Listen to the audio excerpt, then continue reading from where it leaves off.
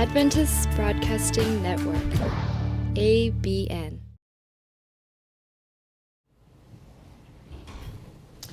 여러분 안녕하십니까?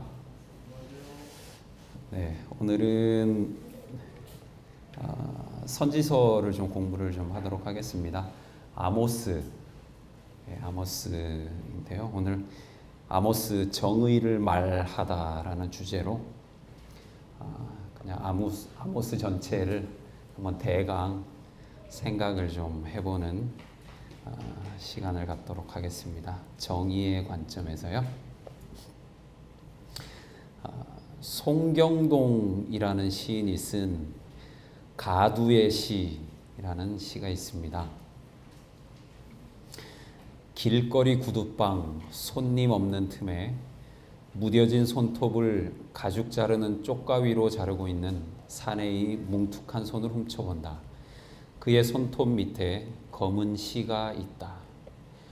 종로가 봉제골목 헤매다 방 한 칸이 부업방이고 집이고 놀이터인 미싱사 가족의 저녁 식사를 넘겨온다. 다락에서 내려온 아이가 베어먹는 노란 단무지 조각에 짜디짠 눈물의 시가 있다. 해질녘 영등포 역 앞 무슨 판촉 행사 줄인가 싶어 기웃거린 텐트 안 시루 속 콩나물처럼 선 채로 국밥 한 그릇 뚝딱 말아먹는 노숙인들 긴 행렬 속에 끝내 내가 서보지 못한 직립의 시가 있다. 고등어 있어요. 싼 고등어 있어요. 저물녘 떠리떠리를 외치는 재래시장 골목 간절한 외침 속에 내가 아직 질러보지 못한 절규의 시가 있다. 그 길바닥의 시들이 사랑이다. 여러분 이 시가 어떻습니까? 보통 시인의 시하고는 조금 다르지 않나요? 왜 그럴까요? 현장의 힘인 겁니다. 이 시인의 표현대로 길바닥의 시라서 그런 겁니다. 사소한 물음의 답함이라는 자신의 시에서도요 이야기했는데 이 송경동 시인은 소년원 출신이고요. 그 다음에 공장 노동자입니다. 누구처럼 국문학을 전공하고 시인이 된 사람이 아니에요. 학교에서 시를 배운 사람이 아니에요. 노동 현장에서 시를 배운 사람이에요. 그의 시의 주인공들은 여공, 택시 운전사, 철거민, 분신 노동자, 장애인, 이 땅에서 일반적으로 사람들이 그리고 매스컴에서 별로 주목하지 않는 그런 사람들입니다. 저는 지난주에 그의 시집을 읽으면서 송경동 시인이라는 사람에 대해서 완전히 반했습니다. 너무 좋은 거예요. 이런 사람이 참 좋습니다. 길 위의 철학자 에릭 호퍼, 이 사람도 학교를 안 다녔죠. 평생 노동자로 살았습니다. 그리고 여자친구 잘 만나서 책 한 권 써가지고 아주 유명한 사람이 됐죠. 노동 현장과 도서관에서 자신의 사상을 정립한 사람입니다. 제가 이 두 사람을 굳이 언급한 이유는요. 아모스가 종교 엘리트 출신이 아닙니다. 그는 드고아의 목자였습니다. 그래서 그랬는지 모르겠는데요. 그가 왕궁에서 기별을 전하니까 성직자들도 싫어해요. 당시 기성 종교인이었던 아마시아가요. 아모스 7장 10절부터 15절에 이런 글이 있습니다. 때에 베델의 제사장 아마시아가 이스라엘 왕 여로보암에게 기별하여 가로되 이스라엘 족속 중에 아모스가 왕을 모반하나니 그 모든 말을 이 땅이 견딜 수 없나이다.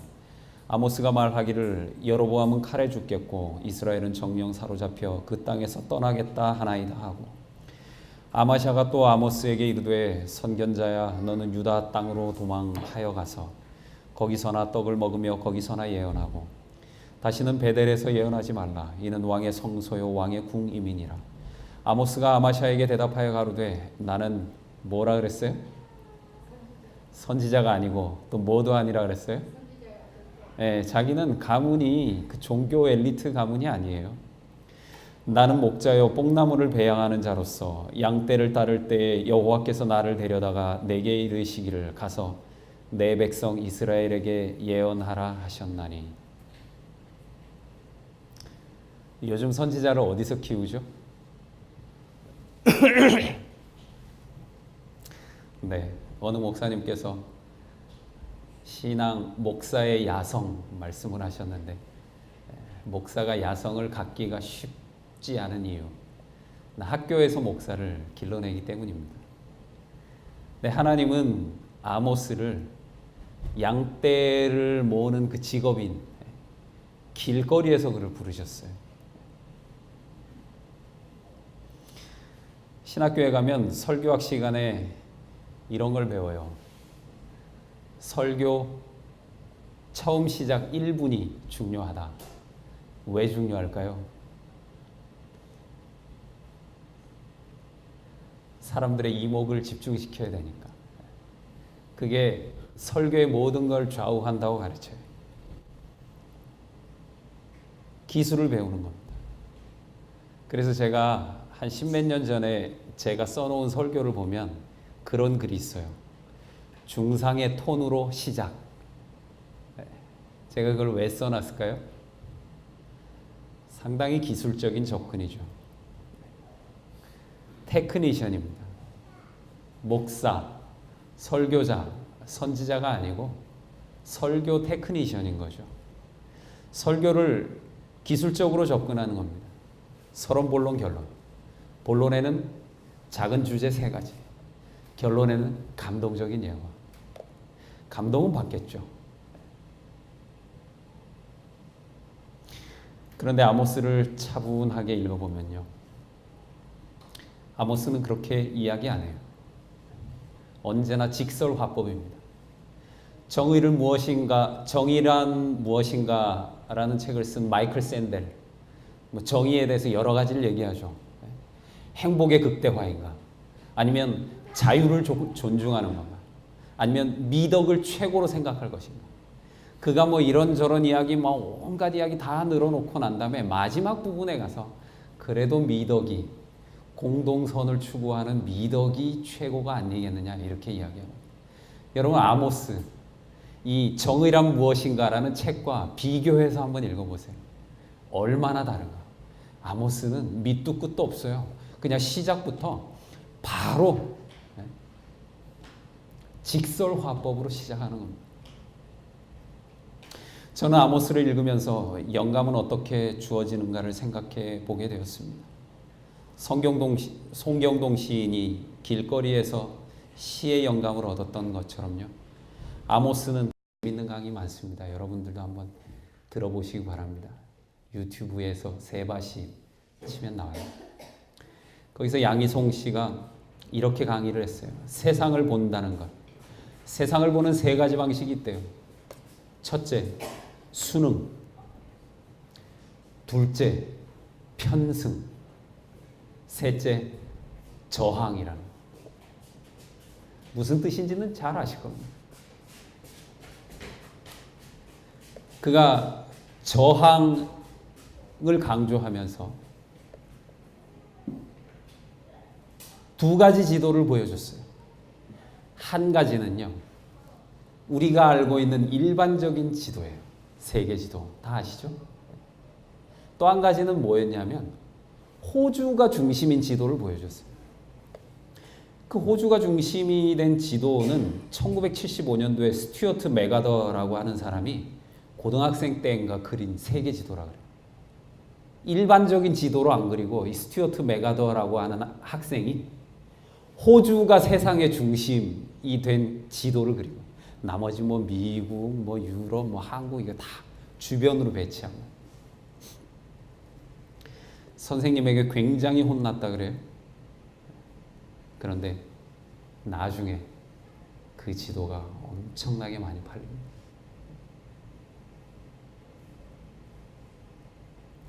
그가 그렇게 얘기했어요. 이 땅의 싸움은 뭔가 지식의 싸움이 아니고 가슴의 문제다.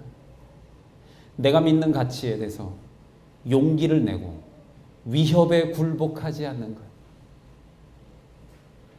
저항하는 지식인이 되라고 얘기했어요.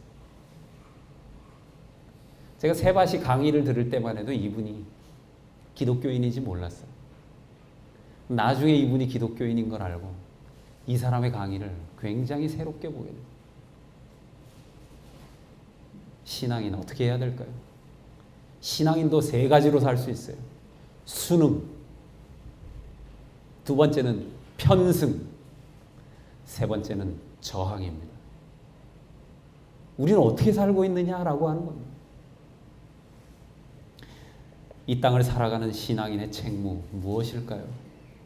무조건 긍정하는 것일까요? 무조건 평화만을 말해야 하는 것일까요? 편안하게 신앙생활 추구하는 것. 일주일에 3번 교회 와서 목사의 설교를 듣고 인사로 은혜 많이 받았습니다 라고 말하고 집에 돌아가는 것. 그것이 우리 신앙의 전부일까요? 그것이 우리 신앙의 본질일까요? 자비가 사라진 세상에 자비를 주장해야 하지 않겠습니까? 불의가 편만한 세상에 누구보다 정의를 목청껏 외쳐야 하는 사람들이 신앙인이어야 하지 않겠습니까? 우리는요, 전통적으로 토요일이냐 일요일이냐 하는 문제에는 분명한 목소리를 내왔어요. 사회에다가요. 그런데 우리가 철저하게 침묵하는 이슈들이 있었어요. 정치, 불의한 정치, 타락한 정치에 침묵해왔어요. 독재 정권에도 침묵해왔습니다. 세계화된 자본 세력에 침묵했어요. 형식화된 종교인들을 눈 감아주었어요. 사회의 양극화, 우리가 눈 감아주었습니다. 사회적 불평등, 환경 문제, 외국인 노동자와 같은 사회적 소수 집단을 위해서 어떤 목소리도 내지 않았었어요. 바람직합니까? 지난번에 설교 방송을 듣고 어떤 분이 저에게 전화를 했습니다. 자기가 아는 어느 65세 된 집사님의 이야기를 들려주셨어요. 그분이 자기한테 그랬대요. 교회를 20년 다녔는데 20년 동안 이웃에 대한 이야기를 한 번도 못 들어봤다. 나는 할 말이 없었습니다. 그분이 또 얘기했어요. 용산 철거민 사태, 불교도 천주교도 모두 와서 법회도 하고 미사도 드렸는데 안식일 교회 무엇을 했습니까? 라고 물었습니다. 할 말이 없었어요. 정말 미안했습니다. 김기덕 감독의 영화 피에타를 보면서 많은 생각을 했어요. 참 불편한 영화였어요. 너무 솔직하기 때문에 사회의 부조리를 저렇게 적나라하게 말할 수 있는가. 불쾌했습니다. 솔직히. 그런데요, 그 불쾌함을 생각하면서 제 설교를 비추어 보게 됐어요. 내 설교는 정말 불쾌한가? 너무 편안한 설교를 하고 있진 않아요. 정말 성도들의 마음에 불쾌한 마음에 불편한 마음이 드는 그런 설교를 1년에 몇 번이나 해왔냐라고 하는 것입니다. 많은 반성이 됐어요. 그저 설교라는 것이 성도들의 마음을 편안하게만 해주면 그것이 다인 거예요. 그런 의미에서 작년에 백순기 집사님이 액트클럽에서 발표한 소논문 재림교회와 정치인식은 저에게 아주 신선한 충격이었습니다. 여러분들 모두 액트클럽에 접속하셔가지고 한번 그 강의를 들어보셨으면 좋겠어요. 서론부터가 불편한 이야기였어요. 그런데 우리는 그런 불편한 이야기들을 들어야 됩니다. 신앙인들이 너무 편안해요. 자신의 삶에 함몰돼가지고 이 땅에서 우리가 직시해야 될 불편한 진실 외면하고 있지는 않은지. 도가니를 쓴 공지영 작가가 이런 이야기를 썼어요. 침묵의 카르텔, 그것이 이 사건의 핵심이었다. 저는 이 말을 이 땅의 1200만 기독교인들의 침묵으로, 그 침묵에 대한 심판으로 생각했어요.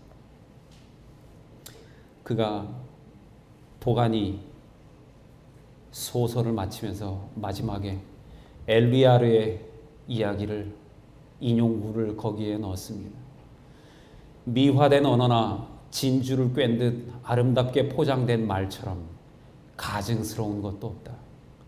진정한 시에는 가식이 없고 거짓 구원도 없다. 무지갯빛 눈물도 없다. 진정한 시에는 이 세상에 모래사막과 진창이 있다는 것을 안다.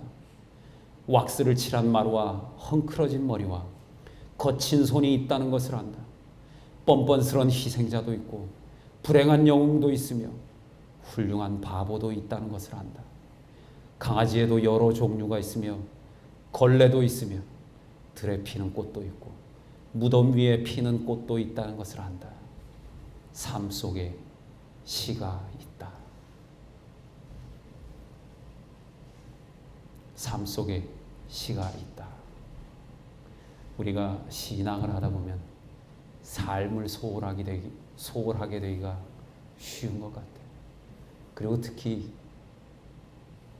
추위가 시작되는 이 시점에 우리가 잊고 지내는 우리 이웃들, 쉽게 지나치는 힘들게 사는 사람들 한번 생각해 보았으면 좋겠습니다.